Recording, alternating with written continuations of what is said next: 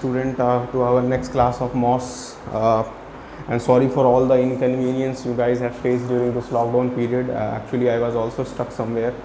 तो आपका क्लास आज से रेगुलर मिलेगा क्योंकि हमारा 3 यूनिट बचा हुआ है. हम लोगों ने ऑलरेडी इससे पहले 4 यूनिट ऑलरेडी हम लोगों ने कर रखा था. सबसे पहला यूनिट था हमारा stresses in beam, stress in beam simple stress and simple strain वाला यूनिट था. उसके बाद इलास्टिक कांस्टेंट था, shear force and bending moment था. उसके बाद हमारा अगला यूनिट था मोमेंट ऑफ इनर्शिया.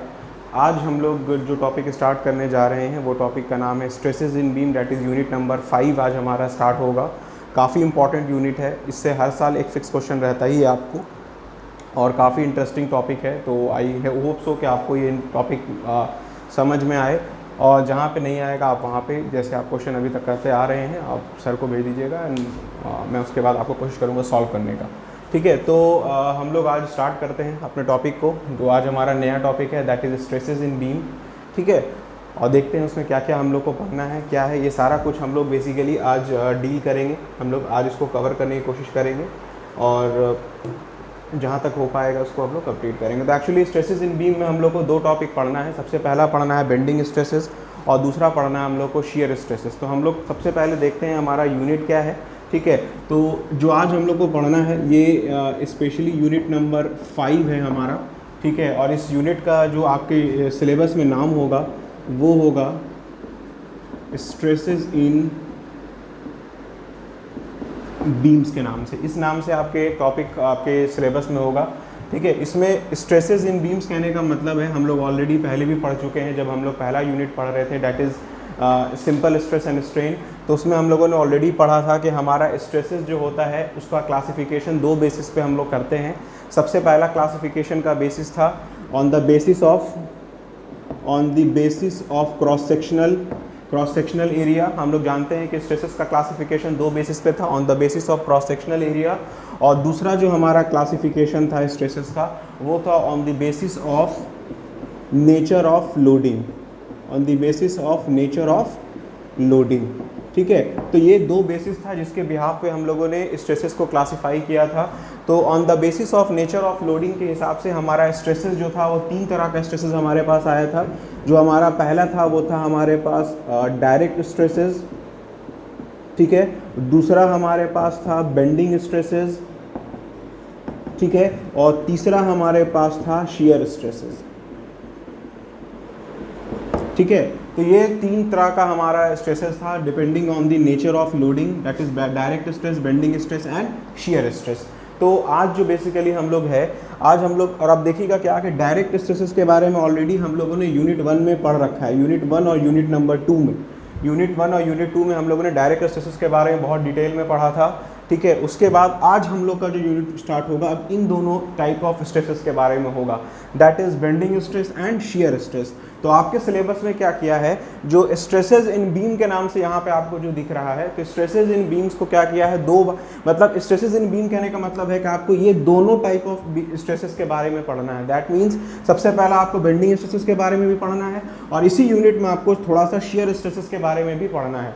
तो कहने का मतलब ये है स्ट्रेसेस इन बीम का मतलब ये है कि आपको इसी यूनिट में दैट इज़ यूनिट नंबर 5 में ही आपको बेंडिंग स्ट्रेस के बारे में भी पढ़ना है और शियर स्ट्रेस के बारे में भी पढ़ना है. दोनों के बारे में थोड़ा बहुत आप थोड़ा दोनों के बारे में जानना है कि अगर किसी कि बेंडिंग स्ट्रेस का केस आएगा तो हम लोग क्या करें, शेयर स्ट्रेस का केस आएगा तो हम लोग क्या करें, ये दोनों केसेस के बारे में आपको पढ़ना है.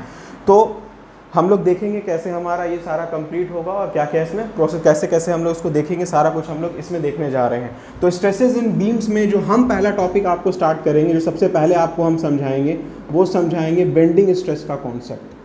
ठीक है, कि बेंडिंग स्ट्रेस क्या है, बेंडिंग स्ट्रेस को पढ़ने के लिए क्या अजम्पशन चाहिए, बेंडिंग स्ट्रेस को पढ़ने के लिए क्या हम लोग को फार्मूला पढ़ना होता है, दैट इज फ्लेक्सुरल इक्वेशन आता है, वो हम लोग देखेंगे.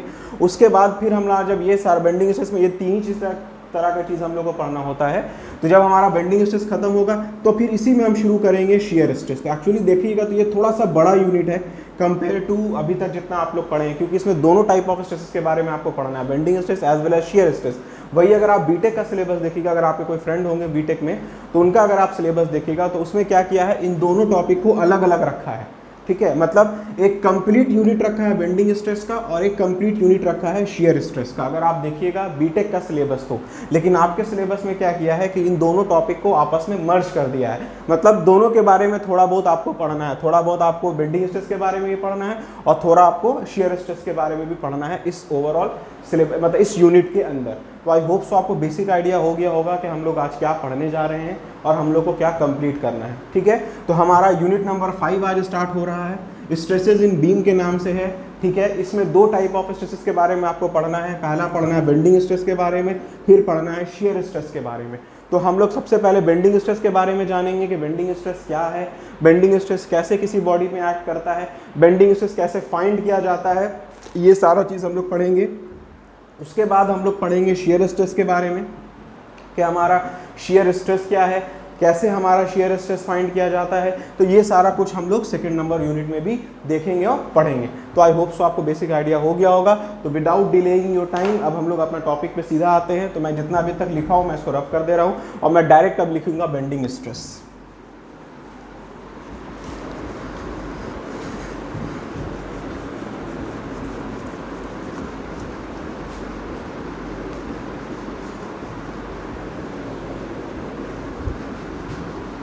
चलिए ठीक है, तो अब हम लोग हेडिंग देंगे यहाँ पे, जो आज हमारा हेडिंग होगा, ठीक है, जिसके बारे में आज हम लोग स्टार्ट करने जा रहे हैं। इसमें आई गेस लगभग आपका 3 से 4 लेक्चर मिनिमम, आई गेस 3 से 4 लेक्चर आपका कंप्लीट बेंडिंग स्ट्रेस पे रहेगा और कम से कम 3 से 4 लेक्चर आपको शेयर स्ट्रेस पे रहेगा। तो सबसे ज़्यादा जो वीडियो आएगा वो आई गेस इसी यूनिट पे आएगा, दैट इज़ यूनिट नंबर 5 के ऊपर सबसे ज़्यादा वीडियो आने के चांसेस है। जिसमें आपको मैं बार बार कह रहा हूँ दो टाइप ऑफ स्ट्रेस के बारे में साइमल्टेनियसली पढ़ना है, एक ही बार पढ़ना है, तो थोड़ा सा बाइफर्केशन ज़्यादा हो जाएगा। तो सबसे पहले जो आज हम लोग शुरू करने जा रहे हैं, जो टॉपिक है उसका नाम है बेंडिंग स्ट्रेसेस, ठीक है। तो हम लोग सबसे पहले समझते हैं बेंडिंग स्ट्रेसेस कहने का मतलब क्या है, ठीक है। तो बेंडिंग स्ट्रेसेस के बारे में आपको पहले भी हम पढ़ाए थे, जब आपको याद होगा आपने जब यूनिट नंबर 1 पढ़ा था उसमें आपको बताया गया था टाइप ऑफ स्ट्रेसेस के बारे में। तो स्ट्रेसेस का जो क्लासिफिकेशन था वो 2 बेसिस पे हम लोग किए थे। सबसे पहला क्लासिफिकेशन का बेसिस था हमारे पास depending on the cross sectional area taken, जिसमें आप 2 तरह का देखे थे, आप engineering stress and true stress आप देखे थे। उसके बाद दूसरा टाइप ऑफ स्ट्रेस आप पढ़े थे depending on the nature of loading, कि किसी बॉडी पे किस टाइप का लोड लग रहा है और उस लोड के बिहाफ में हम लोग स्ट्रेसेस को कैसे क्लासिफाई करते हैं, इसके बारे में भी हम लोगों ने देखा था। तो उसके हिसाब से हमारा 3 टाइप ऑफ स्ट्रेसेस निकल के आया था। सबसे पहला जो हमारा स्ट्रेसेस निकल के आया था उस स्ट्रेसेस को हमने कहा था डायरेक्ट स्ट्रेस। डायरेक्ट स्ट्रेस कहने का सिंपल सा मतलब हम लोगों ने कहा था कि अगर ये कोई बॉडी है हमारे पास, अगर इसके एक्सिस के लॉन्ग अगर हम किसी भी तरह का लोड अप्लाई करते हैं, अगर इस बॉडी के तो जानते हैं बॉडी के एक्सिस होगा, अगर हम किसी बॉडी के एक्सिस के लॉन्ग अगर हम स्ट्रेस लगा रहे थे, ठीक है, लोड लगा रहे थे, तो उसके वजह से जो स्ट्रेस हमारा इंड्यूस हो रहा था वो था हमारा डायरेक्ट स्ट्रेस, जिसके बारे में बहुत डिटेल में हम लोग पढ़ चुके हैं। अब क्वेश्चन उठता है बेंडिंग स्ट्रेस कहने का मतलब क्या है। तो देखिए बेंडिंग स्ट्रेस कहने का सिंपल सा मतलब ये है कि अगर ये कोई बॉडी है आपके पास, ठीक है, अगर इस बॉडी के ऊपर अगर आप किसी भी तरह का ट्रांसवर्स लोडिंग लगाते हैं, आप ट्रांसवर्स लोडिंग क्या होगा आपको मालूम है। ट्रांसवर्स लोडिंग हम लोग कहते हैं वैसे टाइप ऑफ लोडिंग को जो लोड बॉडी के परपेंडिकुलर एक्ट कर रहा हो। तो कहने का मतलब ये है कि अगर हमारे पास कोई बॉडी हो जिसके ऊपर अगर ट्रांसवर्स लोडिंग का कंडीशन आ रहा हो और उस ट्रांसवर्स लोडिंग की वजह से बॉडी हमारा क्या होगा, बेंड होगा। जैसे इसके ऊपर अगर हम लोड लगाएंगे तो बॉडी क्या होगा हमारा, बेंड करेगा। तो बेंडिंग के वजह से जब कोई बॉडी बेंड करती है और बेंडिंग के वजह से अगर किसी बॉडी में अगर किसी तरह का स्ट्रेस डेवलप होता है तो उसी स्ट्रेस को हम लोग कहते हैं क्या, बेंडिंग स्ट्रेस। बहुत सिंपल लैंग्वेज में समझिएगा, मतलब कहने का है कि अगर ये कोई बॉडी है, इस पर अगर हम किसी भी तरह का ट्रांसवर्स लोडिंग अप्लाई करते हैं तो ट्रांसवर्स लोडिंग अप्लाई करने की वजह से बॉडी क्या होगा, बेंड होगा। तो बेंडिंग के वजह से जो स्ट्रेस डेवलप करेगा बॉडी में उसी को हम लोग कहते हैं बेंडिंग स्ट्रेस। तो हम लोग लिख सकते हैं यहाँ पे सीधा सीधी अगर 2 लाइन में लिखें तो स्ट्रेसेस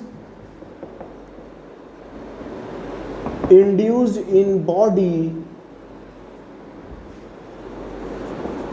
ड्यू टू बेंडिंग, ठीक है। तो कहने का सिंपल सा मतलब है किसी बॉडी में अगर हम लोड अप्लाई करते हैं, जैसे अगर ये कोई हमारे पास बॉडी थी, इस पे किसी भी तरह का अगर हम ट्रांसवर्स लोड अप्लाई करते हैं, उसके वजह से ये बॉडी क्या होती हमारी, कुछ इस टाइप से बेंड होती। तो बेंडिंग होने के वजह से, ठीक है, तो ये हमारा क्या हो गया, ये बॉडी हमारी क्या हो गई, बेंड हो गई, दैट इज इसमें बेंडिंग का केस आ गया। तो बेंडिंग की वजह से अगर किसी बॉडी में किसी तरह का स्ट्रेस आता है तो उसको हम लोग कहते हैं बेंडिंग स्ट्रेस। तो आई गेस आपको बेंडिंग स्ट्रेसेस कहने का मतलब क्या समझ में आ गया होगा। तो हम लोग इस पूरे यूनिट में कंप्लीट इसी चीज़ के बारे में पढ़ेंगे कि अगर हमारे पास कोई बॉडी दे दी गई हो और इस बॉडी पर अगर हम किसी भी तरह का ट्रांसवर्स लोड अप्लाई करेंगे तो बॉडी हमारी बेंड होगी।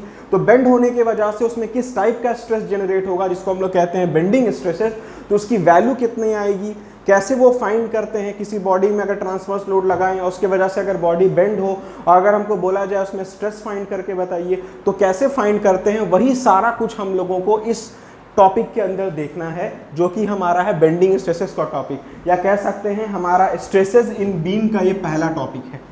स्ट्रेसेस इन बीम में दो टॉपिक हम लोग को पढ़ना है, हम शुरू में कह दिए आपको bending stress and shear stress. तो stresses in beam that is unit number 5 का जो पहला टॉपिक है बेंडिंग स्ट्रेसेस, उसमें हमको सारा कुछ यही सब पढ़ना है कि अगर कोई बॉडी हमको दे दे उसके ऊपर अगर हम किसी भी तरह का लोड अप्लाई करें, अगर बॉडी हमारी बेंड करती है तो बेंडिंग की वजह से उसके अंदर कितना स्ट्रेस जनरेट कर रहा है, वही सब हमको फाइंड करके इसमें देखना है। तो कैसे निकलता है, क्या फाइंड होता है, कैसे फाइंड होता है, ये सारा कुछ हम लोग आगे देखेंगे, आगे समझेंगे। अब इसको पढ़ने से पहले बेंडिंग स्ट्रेस में एक चीज़ और आपको पढ़ना है जो आपसे अक्सर वाइवा में पूछा जाता है, ऑब्जेक्टिव क्वेश्चन में पूछा जाता है, आपसे कई बार इंटरव्यूज में पूछा जाता है। तो उस टॉपिक का नाम है प्योर बेंडिंग। तो हम लोग समझते हैं कि बेंडिंग स्ट्रेस को पढ़ने से पहले हम लोग एक चीज़ और पढ़ना होगा, ठीक है। तो पहले आई गेस थ्योरी आपको बेंडिंग स्ट्रेस का डेफिनेशन समझ में आ गया होगा। तो ये अब हम लोग आते हैं बेंडिंग एक और टर्म के ऊपर जो काफ़ी कॉमन टर्म है, जो आपको हर जगह यहाँ पे सुनने को मिलेगा। उसका नाम है आपको सिंपल बेंडिंग या फिर कहते हैं हम लोग प्योर बेंडिंग। ये क्या है हम लोग को ये समझना है। Simple bending and pure bending क्या है, इसके बारे में हम लोग को जानना है सबसे पहले कि हमारा सिंपल बेंडिंग कहने का मतलब या प्योर बेंडिंग कहने का मतलब क्या होता है। अक्सर आपसे एग्जाम में ये क्वेश्चन आता है, write the definition of pure bending या write the definition of simple bending. या आप वाइवा देने जाएंगे, आप इंटरव्यू देने के लिए जाएंगे, आपसे पूछेगा what do you mean by the term pure bending.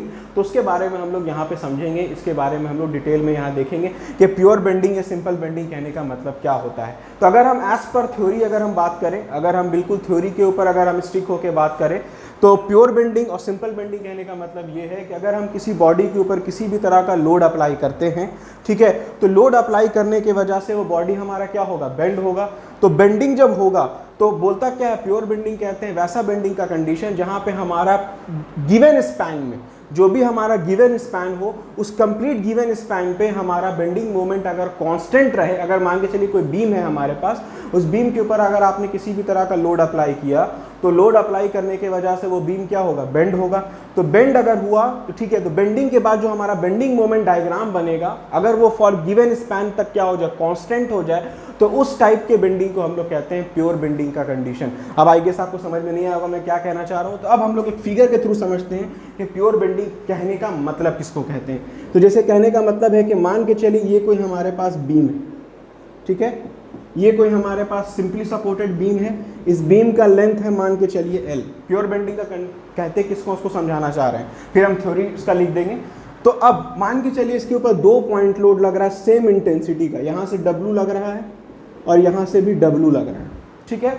और ये जो दोनों लग रहा है वो सेम डिस्टेंस पे लग रहा है। मान के चलिए यहाँ से भी A डिस्टेंस पे लग रहा है और यहाँ से भी कुछ A डिस्टेंस पे लग रहा है। अब A की कुछ भी वैल्यू आप ले सकते हैं, A बराबर 1 मीटर, A बराबर 2 मीटर, A बराबर 3 मीटर, कुछ भी आप ले लीजिए, वो आपके आप न्यूमेरिकल अगर सॉल्व करना चाहें। तो मेरे सिंपल सा कहने का मतलब है कि एक सिंपली सपोर्टेड बीम हमने ड्रॉ किया, ठीक है, उस बीम का लेंथ हमने कितना ले लिया, कुछ L है ना, उसके ऊपर 2 पॉइंट लोड हमारा लगा W, लेकिन दोनों W जो था वो सेम इंटेंसिटी का था, अलग अलग इंटेंसिटी का नहीं था।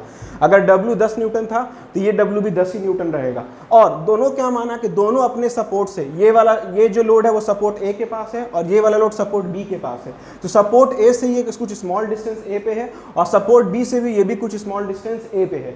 तो अब हम लोग इसका अगर शियर फोर्स और बेंडिंग मोमेंट डायग्राम ड्रॉ करेंगे, अगर इस कंडीशन का अगर हमको ये फिगर दे दे, अगर आप इसका shear force and bending moment diagram draw कीजिएगा तो देखिए कुछ ऐसा बनेगा। आप चाहें तो अपने से बना के देख सकते हैं कैसा बनेगा। देख, तो हमारा जो शियर फोर्स डायग्राम बनेगा वो देखिएगा कुछ इस टाइप से बनेगा, ठीक है। ये हमारा देखिएगा कुछ इस टाइप से शियर फोर्स डायग्राम इसका बनेगा, मतलब कुछ इस टाइप से, ठीक है, यहां से यहां, यहां से। ठीक है। और इसका जब आप बेंडिंग मोमेंट डायग्राम ड्रॉ करके देखिएगा तो कुछ इस टाइप से बनेगा, ध्यान से देखिएगा।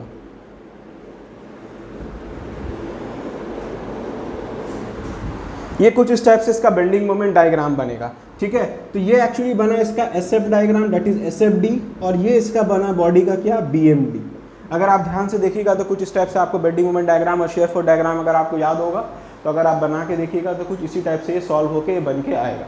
उसके बाद अब आप क्या देखिएगा कि जो आपकी शियर फोर्स की वैल्यू होगी वो देखिएगा यहाँ से लेके यहाँ तक में एक आपको क्या बना, एक स्क्वायर या एक रेक्टेंगल शेप का बनेगा, ठीक है। और यहाँ से यहाँ तक में भी देखिएगा तो ये कोई स्क्वायर या एक रेक्टेंगल शेप का बनेगा और इतने दूर में कोई भी डायग्राम नहीं रहेगा, ठीक है।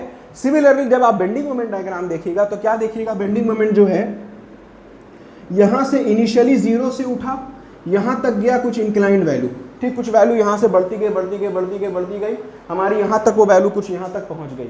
उसके बाद आप क्या देखिएगा, जैसे ही ये अगर मानते हैं कि ये पॉइंट हमारा C था और ये पॉइंट हमारा अगर D था, तो आप क्या देखिएगा, इस C पॉइंट से और इस D पॉइंट तक, इस C से इस D पॉइंट तक में जो मेरा बेंडिंग मोमेंट था वो बिल्कुल देखिएगा स्ट्रेट लाइन है, बिल्कुल क्या है, स्ट्रेट लाइन है। मतलब क्या आ रहा है, देखिए एक कांस्टेंट वैल्यू आ रही है, C से लेके D तक में हमारा जो बेंडिंग मोमेंट है वो क्या आ रहा है, एकदम से कांस्टेंट आ रहा है।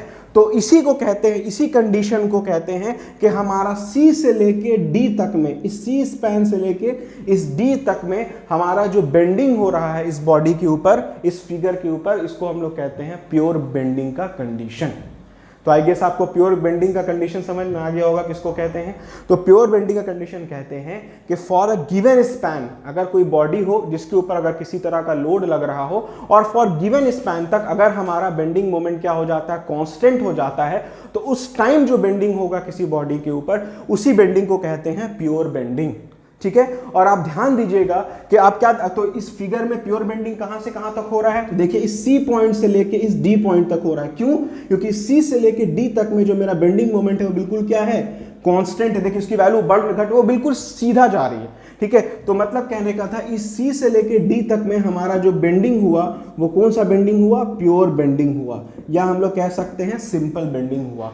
और एक चीज हमेशा याद रखिएगा कि जब भी किसी बॉडी में प्योर बेंडिंग होता है, जब भी किसी बॉडी में प्योर बेंडिंग होगा या जिसे जितने स्पैन पे हमारा प्योर बेंडिंग का कंडीशन आएगा, वहां उस कंप्लीट स्पैन तक शियर फोर्स की वैल्यू हमेशा क्या रहेगी, 0 रहेगी। कैसे 0 रहेगी, तो अगर आप इस फिगर में देखिएगा इस C से लेके D तक में, तो ये C पॉइंट है, ये D पॉइंट है, ये C पॉइंट है, ये D पॉइंट है। तो अगर आप फिगर को ध्यान से देखिएगा, इस C से लेके D तक में शियर फोर्स क्या था, 0 था, शेयर फोर्स की कोई वैल्यू नहीं थी। शेयर फोर्स तो सिर्फ यहाँ से यहाँ दूर में था और इतने से इतने दूर में था।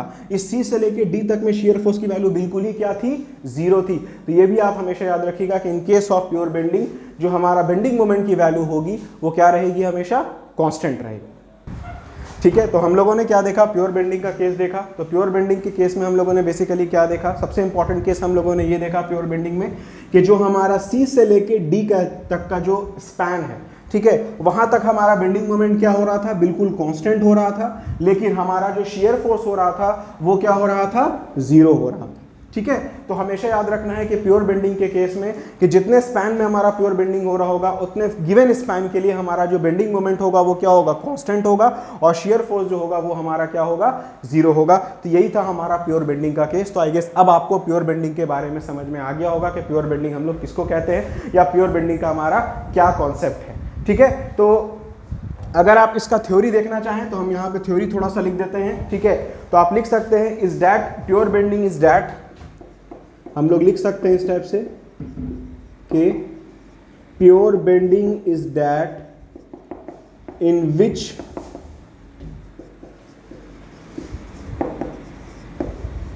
Pure bending is that in which bending moment is constant for given length, ठीक है। तो ये था हमारा प्योर बेंडिंग का कंसेप्ट। और हमेशा याद रखिएगा कि जहां जिस भी प्योर बेंडिंग का केस आएगा वहां पे हमारा जो शेयर फोर्स होगा उतने स्पैन में क्या होगा, 0। क्योंकि आपसे अक्सर इस पर ज़्यादा इसलिए फोकस कर रहा हूँ क्योंकि अक्सर एग्जाम में आपसे क्वेश्चन पूछा जाता है, या आपसे वाइवा में पूछा जाता है, या आपसे इंटरव्यू में भी कई बार पूछा जाता है कि डिफाइन प्योर बेंडिंग। तो आपको इस टाइप से फिगर से समझाना होगा। अगर आप जैसे डायरेक्टली कहिएगा कि pure bending is that in which bending की moment is constant for given length, तो हो सकता है वो आपको इतना अच्छे से इंटरटेन नहीं कर पाए। उसके लिए आप क्या कीजिएगा, इस टाइप से फिगर बनाइएगा, फिगर के थ्रू समझाइएगा कि सर देखिए इस कंडीशन में मेरा सी से लेकर डी तक में बेंडिंग मोमेंट क्या हो रहा था, बिल्कुल कांस्टेंट था। तो बेंडिंग मोमेंट कांस्टेंट था और सी से लेकर डी तक में मेरा शियर फोर्स क्या था, जीरो था। तो जितने स्पैन में हमारा बेंडिंग मोमेंट कांस्टेंट हो रहा था उसको हम लोग कहते हैं उस टाइम मतलब जितने स्पैन में हमारा बेंडिंग मोमेंट कांस्टेंट था उस टाइप के बेंडिंग को हम लोग कहते हैं प्योर बेंडिंग का केस। ठीक है, कि अगर कोई बॉडी बेंड हो रही हो और बेंड होने के बाद फॉर गिवन स्पैन में अगर हमारा बेंडिंग मोमेंट क्या हो जाए, कांस्टेंट हो जाए, तो उस टाइम जो बेंडिंग हुआ बॉडी में उसी बेंडिंग को कहेंगे हम लोग प्योर बेंडिंग। तो आई गेस आपको ये समझ में आ गया होगा। अब हम लोग ज़्यादा इसमें और डिटेल में नहीं जाएंगे। अब हम लोग अगला जो देखेंगे उसको पढ़ने के लिए हमको बहुत इंपॉर्टेंट है, वो है assumptions in pure bending. Assumptions in bending stress कहने का मतलब है कि बेंडिंग स्ट्रेस को पढ़ने के लिए क्या क्या अजम्पशंस है जो हम लोग को देखना है, तो हम लोग वो देखते हैं सबसे इंपॉर्टेंट। अब हम लोग आते हैं अपने नेक्स्ट टॉपिक की तरफ।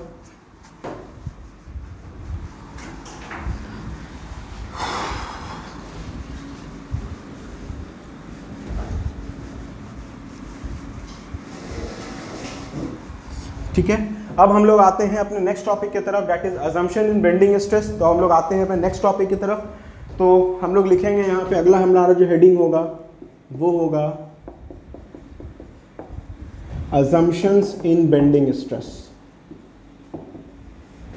अजम्पशंस इन बेंडिंग स्ट्रेस कहने का मतलब यह है कि बेंडिंग स्ट्रेस टॉपिक को पढ़ने के लिए हम लोग को क्या क्या अजम्पशंस है वो सारा हम लोग को देखना है। ऑब्वियसली आप जानते हैं कोई भी टॉपिक को जब हम लोग कवर करते हैं तो देयर आर सम अजम्पशंस जो हमको लेके चलना होता है कोई भी सोल्यूशन को अपने सिंप्लीफाई करने के। शुरू में भी हम लोग बता चुके हैं कि अजम्पशंस हम लोग क्यों लेते हैं, तो वापस से हम लोग इस पर फिर से कुछ अजम्पशंस लेंगे कि बेंडिंग स्ट्रेस टॉपिक को पढ़ने के लिए, बेंडिंग स्ट्रेस टॉपिक को कंप्लीट करने के लिए क्या क्या इंपॉर्टेंट अजम्पशंस है उसके बारे में हम लोग देखेंगे। क्योंकि अक्सर एग्जाम में ये अजम्पशंस लिखने के लिए आपको आता है कि write down the assumptions for bending stresses. ठीक है, तो क्या क्या अजम्पशंस है बेंडिंग स्ट्रेसेस का वो हम लोग सबसे पहले देखते हैं। तो सबसे पहला अजम्पशन ये होगा जो हम लोग जानते हैं कि बेंडिंग स्ट्रेसेस को पढ़ने के लिए सबसे पहला अजम्पशन हम लोग ये लेंगे कि वो ये होगा कि जो मटेरियल हम लोग लेंगे या जो बॉडी लेंगे वो क्या होना चाहिए, होमोजीनियस होना चाहिए, आइसोट्रॉपिक होना चाहिए और उसके ऊपर हुक्स लॉ हमारा क्या होना चाहिए, वैलिड होना चाहिए। तो सबसे पहला अजम्पशन हमारा ये होगा जो हम लोग लेंगे वो होगा कि मटेरियल्स,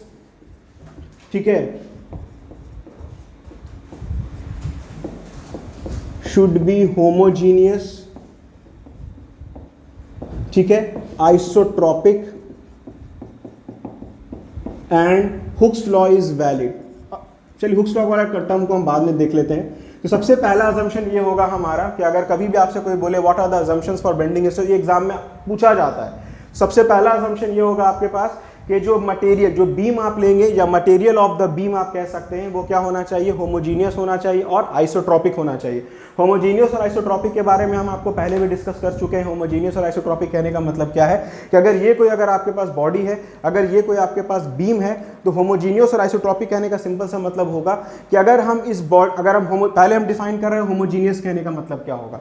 तो जैसे अगर आपके पास बॉडी है तो होमोजीनियस बॉडी कहने का मतलब होता है कि अगर इस बॉडी की प्रॉपर्टी अगर आप किसी भी पॉइंट पे चेक कीजिएगा, जैसे इस पॉइंट पे, इस पॉइंट पे, इस पॉइंट पे, इस पॉइंट पे, किसी भी पॉइंट पे अगर आप बॉडी की प्रॉपर्टी चेक करते हैं तो वो प्रॉपर्टी हमेशा क्या होना चाहिए, सेम होना चाहिए। तो अगर वैसी प्रॉपर्टी कोई बॉडी शो कर रही है, जैसे कहने का मतलब है कि अगर आप फॉर एग्जांपल कह रहे हैं कि ये बॉडी हमारी प्लास्टिक प्रॉपर्टी शो कर रही है, तो कहने का मतलब होगा कि अगर हम बॉडी की प्रॉपर्टी किसी भी पॉइंट पे चेक करेंगे, इस पॉइंट पे, इस पॉइंट पे, इस पॉइंट पे, तो हर जगह पे वो बॉडी प्लास्टिक प्रॉपर्टी ही अगर शो कर रहा है, दैट मीन्स कि वो बॉडी हमारी क्या है, होमोजीनियस है। अब हम लोग समझते हैं आइसोट्रॉपिक कहने का मतलब क्या है। तो आइसोट्रॉपिक कहने का सिंपल सा मतलब होगा कि अगर हम लोग कोई बॉडी लेते हैं, अगर किसी बॉडी की प्रॉपर्टी किसी भी डायरेक्शन में अगर हम चेक करते हैं, जैसे कहने का मतलब ये कोई एक्स डायरेक्शन है, ये बॉडी का कोई वाई डायरेक्शन होगा और ये मेरे तरफ जो आ रहा है ये जेड डायरेक्शन होगा। तो अगर किसी बॉडी की प्रॉपर्टी किसी भी डायरेक्शन में अगर सेम हो, जैसे एक्स डायरेक्शन में भी बॉडी की सेम प्रॉपर्टी हो, वाई डायरेक्शन में बॉडी की सेम प्रॉपर्टी हो और as well as Z direction में अगर बॉडी की प्रॉपर्टी सेम हो, तो वैसे बॉडी को कहते हैं कि बॉडी हमारी क्या है, आइसोट्रॉपिक है। तो ये था इस बॉडी का पहला अजम्पशन कि बॉडी होमोजीनियस होना चाहिए, बॉडी आइसोट्रॉपिक होना चाहिए। अब हम लोग आते हैं दूसरे अजम्पशन के ऊपर, जो कि बहुत कॉमन अजम्पशन है। वो अजम्पशन हमारा है कि the beam should be straight, the beam is straight before bending. ये बहुत कॉमन सा बात है। सेकेंड नंबर अजम्पशन को खास उतना मैटर नहीं करता है, क्योंकि सेकेंड नंबर अजम्पशन कहता है कि जो बॉडी आप लेंगे जिसमें भी अगर आपको बेंडिंग स्ट्रेस की वैल्यू फाइंड करना होगा वो बिल्कुल स्ट्रेट होना चाहिए। मतलब कहने का है कि उसके अंदर पहले से किसी भी तरह का बेंडिंग नहीं हुआ आना चाहिए। जैसे अगर हमारे पास बॉडी होगी तो ये बॉडी को अगर हमको चेक करना है इसमें कितना बेंडिंग स्ट्रेस जनरेट कर रहा है, तो मतलब कहने का है कि मेरे लोड अप्लाई करने से पहले इसमें किसी भी तरह का बेंडिंग पहले से नहीं हो। ये है इसका अजम्पशन नंबर 2। ठीक है, अब आते हैं हम लोग अजम्पशन नंबर 3 की तरफ, जो कि सबसे इंपॉर्टेंट अजम्पशन है।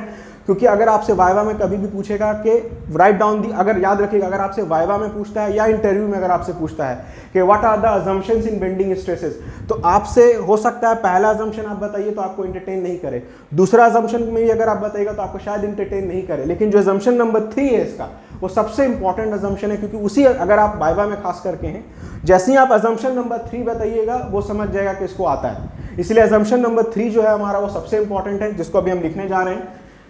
तो वो हम पहले लिख देते हैं अजम्पशन नंबर 3, और फिर उसके बाद हम समझा देंगे अजम्पशन नंबर 3 कहने का मतलब क्या है। तो अजम्पशन नंबर 3 है the plane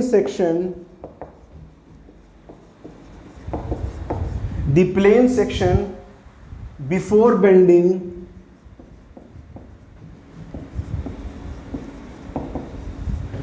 remain plane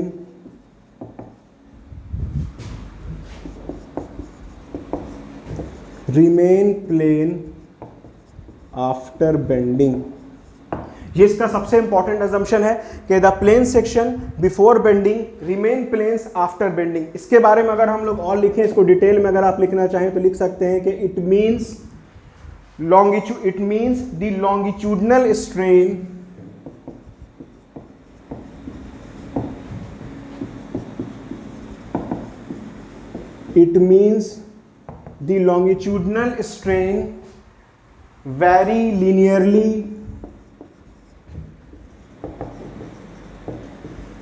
vary linearly from 0 at neutral axis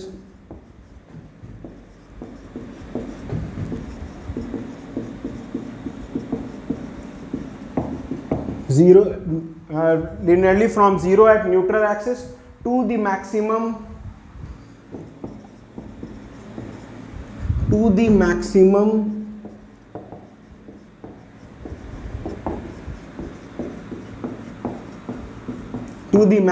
at the surface।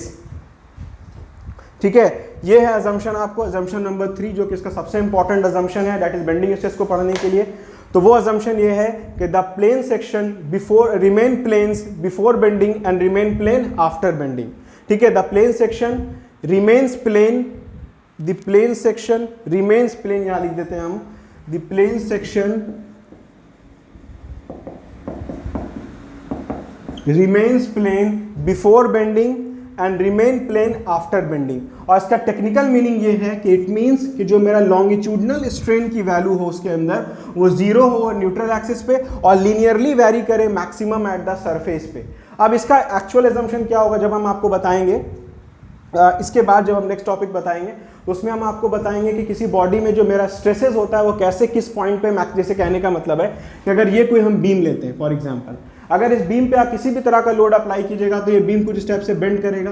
तो बेंड होने की वजह से किस पॉइंट पे इसमें स्ट्रेस मैक्सिमम आ रहा है, किस पॉइंट पे स्ट्रेस इसमें मिनिमम आ रहा है, वो हम आपको बताएंगे। उसका बोलते हैं हम लोग बेंडिंग स्ट्रेस डायग्राम, जो कुछ स्टेप से बनता है। तो वो हम अभी जस्ट इसके बाद बताएंगे। पहले अगर हम सिंपल लैंग्वेज में अगर इसका हम कॉन्सेप्ट समझाएं, कहने का मतलब है कि the plane section before bending remains plane before bending, remain plane after bending का मतलब है कि अगर ये कोई अगर आपके पास बॉडी है, इसके ऊपर अगर आप किसी भी तरह का लोड अप्लाई करते हैं, तो अगर हम टेक्निकल टर्म से हट के आपको समझाना चाहें इसका मतलब क्या है, तो सिंपल सा मतलब ये कि अभी इसका इनिशियल डेप्थ कुछ डी है, यहाँ पे मान के चलिए इसका डेप्थ यहाँ पे डी है, हर जगह में एक कांस्टेंट डेप्थ है मान के चलिए।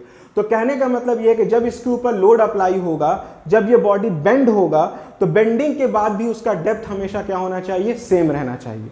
मतलब कहने का है कि ऐसा नहीं हो कि अभी जैसे बॉडी का डेप्थ अभी इनिशियली डी है और बेंड होने के बाद उसका अगर हम सेक्शन चेक करके देखें, जैसे कहने का मतलब है कि अगर ये कोई बॉडी थी हमारे पास, इस पर किसी भी तरह का अगर हम लोड अप्लाई करते, ये बॉडी क्या होती है हमारी कुछ स्टेप से बेंड हो जाती।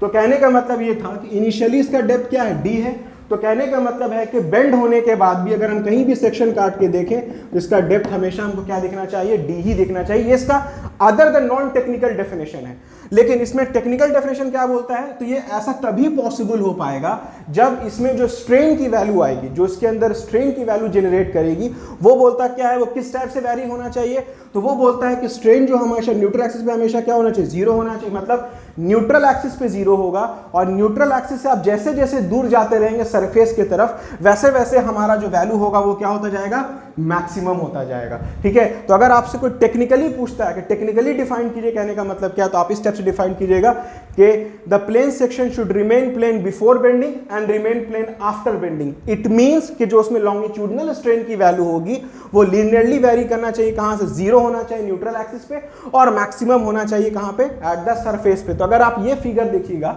ये अगर इसको कुछ इस टाइप से आप डिफाइन कर सकते हैं, जैसे अगर ये न्यूट्रल एक्सिस है बॉडी का, तो आप क्या देख रहे हैं, यहाँ पे स्ट्रेन की वैल्यू क्या है, जीरो हो रही है, और जैसे जैसे आप सरफेस पे जा रहे हैं वैसे वैसे वैल्यू क्या होती जा रही है, मैक्सिमम होती जा रही है। ये था इसका अजम्पशन नंबर 3, जो कि सबसे इंपॉर्टेंट अजम्पशन है।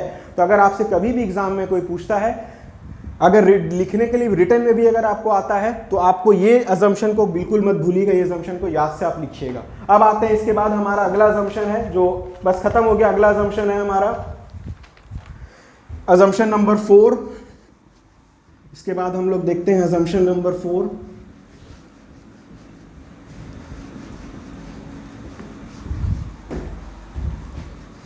ठीक है, अजम्पशन नंबर 4 है हमारा कि मेरा जो ईच लेयर होगा, each layer of beam is free to expand and contract. ठीक है, अजम्पशन नंबर हमारा 4 क्या बोलता है, अजम्पशन नंबर 4 सिंपल सा कहने का मतलब ये है कि अगर हमारे पास ये कोई बीम दिया हुआ हो, तो ये बीम में क्या होगा, डिफरेंट बहुत सारा लेयर्स होगा इस बीम में, बहुत सारा लेयर्स होगा इस बीम में। तो कहने का मतलब ये है कि जब बॉडी बेंड हो तो ईच लेयर, हर लेयर जो हो वो इजीली एक्सपैंड करे और इजीली कॉन्ट्रैक्ट करे। जैसे कहने का मतलब है कि अगर हमारे पास ये कोई बीम है, तो ये बीम का हम सेक्शन बना के दिखा रहे हैं आपको, ये बीम का कोई सेक्शन है, ठीक है, तो बहुत सारा लेयर होगा बीम में, ठीक है, और बहुत सारा लेयर होगा।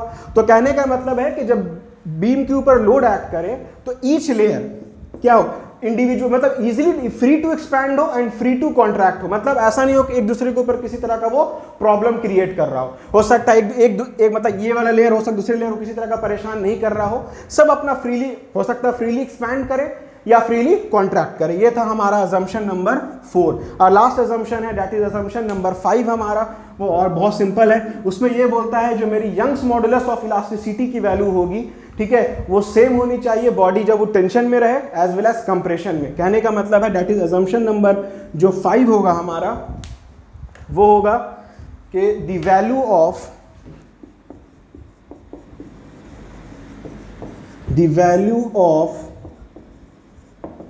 Young's modulus,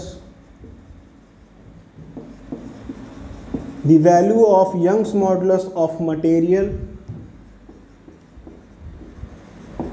should be same in compression as well as in tension। ठीक है, कहने का मतलब यह है कि जो मेरी यंग्स मॉडुलस ऑफ इलास्टिसिटी की वैल्यू होगी, जो भी यंग्स मॉडुलस ऑफ इलास्टिसिटी है जिसको हम लोग किससे इंडिकेट करते हैं, कैपिटल ई से इंडिकेट करते हैं, तो उसकी वैल्यू टेंशन में एज वेल एज कंप्रेशन में, दोनों ही में क्या होनी चाहिए, हमारी सेम होनी चाहिए। तो ये था हमारा अजम्पशन नंबर 5। तो यही था ओवरऑल अजम्पशन बेंडिंग स्ट्रेसेस को पढ़ने का, कि अगर आपसे कभी भी कोई पूछे कि what are the assumptions in bending stresses, इसी 5 अजम्पशन को आपको लिखना होगा। और एग्जाम में अक्सर आपसे ये 5 अजम्पशन पूछा जाता है लिखने के लिए, और वाइवा में पूछा जाता है। और इसके बाद अब जो हम लोग को अगला टॉपिक पढ़ना है, यहाँ इसके बाद हमारा ओवर हो गया ये टॉपिक। इसके बाद जो हमारा नेक्स्ट टॉपिक है उसको अभी हम स्टार्ट नहीं करने जा रहे। जो नेक्स्ट टॉपिक हम लोग को पढ़ना है उसको हम लोग को पढ़ना है फ्लेक्सुरल इक्वेशन। इसके बाद जो हम लोग को पढ़ना है उसको पढ़ना है फ्लेक्सुरल इक्वेशन। या इसके बाद हम लोग एक टॉपिक और पढ़ेंगे कि अगर हमारा कोई बॉडी जब बेंड होता है तो कौन सा पार्ट हमारा टेंशन में जाता है और कौन सा पार्ट हमारा कंप्रेशन में जाता है, ये हम लोग अगले टॉपिक में कवर करेंगे। और उसके बाद जो सबसे इंपॉर्टेंट इसमें हम लोग पढ़ेंगे वो होगा हमारा फ्लक्सरल इक्वेशन। ये होगा हमारा फ्लक्सरल इक्वेशन जो होता है हमारा m/i is equals to sigma by y is equals to E/r। कहने का मतलब ये है कि बेंडिंग स्ट्रेस इक्वेशन को पढ़ने के लिए, that is bending stress topic को पढ़ने के लिए हम लोग को जो इक्वेशन चाहिए, जैसे आपको कोई बॉडी दे देगा, उस पर बोलेगा बेंडिंग स्ट्रेस की कितनी वैल्यू आ रही है फाइंड करके बताइए, तो उसको कैसे फाइंड करें, तो उसको फाइंड करने के लिए जो हम लोग फॉर्मूला यूज करेंगे वो यही फॉर्मूला है जिसको हम लोग कहते हैं बेंडिंग स्ट्रेस इक्वेशन, जिसको हम लोग फ्लक्सरल इक्वेशन भी कहते हैं। तो कई बार एग्जाम में ये फॉर्मूला आपको ड्राइव करने के लिए भी आता है कि ड्राइव फ्लक्सरल इक्वेशन। तो ये फार्मूला हम लोग नेक्स्ट लेक्चर में देखेंगे कि कैसे ये फार्मूला हमारा ड्राइव हुआ है, क्या क्या इसमें इंपॉर्टेंट पॉइंट्स है, ये सारा कुछ हम लोग कंसीडर करेंगे। तो जब ये फार्मूला हमारा ड्राइव होके आ जाएगा, फिर इसके ऊपर हम लोग न्यूमेरिकल सॉल्व करेंगे और फिर हमारा ये यूनिट जो है वो ओवर हो जाएगा। So that's all for today's lecture. अब हम लोग नेक्स्ट लेक्चर में बेसिकली और डिटेल में इसको देखने की कोशिश करेंगे। So thank you so much for watching this video and hope to see you in next video. Thank you so much.